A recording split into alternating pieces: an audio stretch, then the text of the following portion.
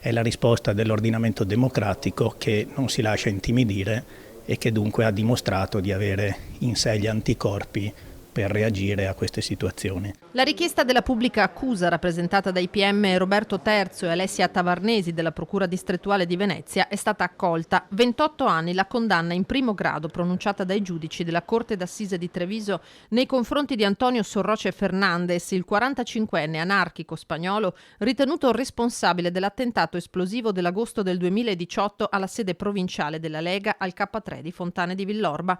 Confermato lo stralcio dell'accusa di strage, Sorroce, attualmente in carcere a Terni, è stato riconosciuto colpevole di attentato ai fini terroristici ed eversivi e di fabbricazione e porto di ordigni esplosivi.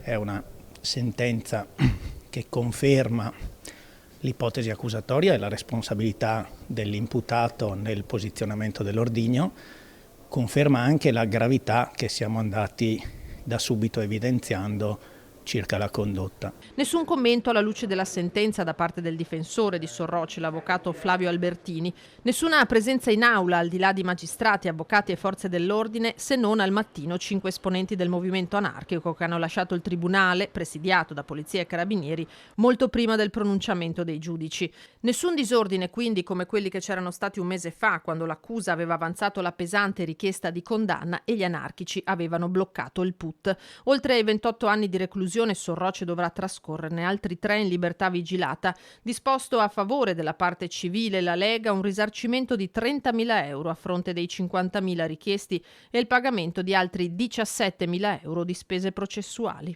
Ciò che premeva, al di là della qualificazione giuridica dei fatti, era affermare il principio che appunto le condotte non restano impunite e che la possibilità di ciascuno di noi, indipendentemente dagli orientamenti politici, ma di professare la propria fede politica, di attuarla in concreto, non deve essere messa in discussione.